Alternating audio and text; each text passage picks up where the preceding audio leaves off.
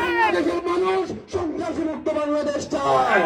বাংলাদেশের মানুষ দখলদার মুক্ত বাংলাদেশ চায়। যে নেতা কর্মীকে দেশের একটা লন্ডন পালিয়ে যায় সেরকম নেতা বাংলাদেশ চায় না।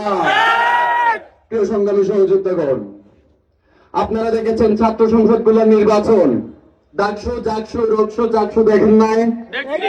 একটি দল একটা ছাত্র সংসদেও জিততে পারে না, অথচ নির্দ্বিধায় বলে এরা নাকি সরকার গঠন করবে। এটা কি সত্য? আমরা বলতে চাই, যে দল একটা ছাত্র সংসদ জিততে পারে না সেই দল সরকার গঠন করার স্বপ্ন সেটা দিবা স্বপ্ন ছাড়া আর কিছু নাই। আগামীর বাংলাদেশ হবে ইনসাফের বাংলাদেশ, আগামীর বাংলাদেশ হবে কোরআনের বাংলাদেশ। আল্লামা সাঈদী যেরকম বাংলাদেশ করবার স্বপ্ন দেখেছিলেন, আমরাও সেই বাংলাদেশ করবো ইনশাআল্লাহ। প্রিয় সংগ্রামী জনতা, আমরা অনেককে বলতে শুনেছি, আপনারা জানেন কিনা জানেন, আমি যে এলাকায় থাকি চট্টগ্রাম শহরে, অনেকে হুমকি দেয় 12 তারিখের পর আমরা দেখে নিব। আপনাদেরকে দেয় না? এবার আমরা বলতে চাই, আপনারা 12 তারিখের পর কি করবেন সেটা আমরাও দেখে নিব।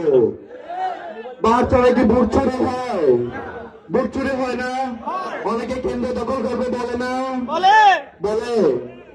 যারা বাহার চড়ের মাটিতে কেন্দ্র দখল করবার মন মস্তিষ্ক নিয়ে কেন্দ্রে আসবে, তারা যেন তার বাপ মা থেকে বিদায় নিয়ে আসে, তারা যেন তার স্ত্রী সন্তানদের থেকে বিদায় নিয়ে আসে।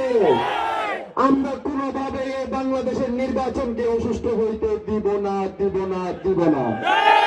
প্রিয় বাংলাদেশ, আপনারা জানেন আমরা যে 10 দলীয় জোট করেছি, বাংলাদেশে এখন দুইটা মার্কা না দুইটা দল, একটা হচ্ছে চাঁদাবাজির পক্ষে আর একটা চাঁদাবাজির বিপক্ষে, একটা সন্ত্রাসীদের পক্ষে আর একটা সন্ত্রাসীদের বিপক্ষে। আপনাদেরকে সিদ্ধান্ত নিতে হবে, আপনারা কি চাঁদাবাজদের চান?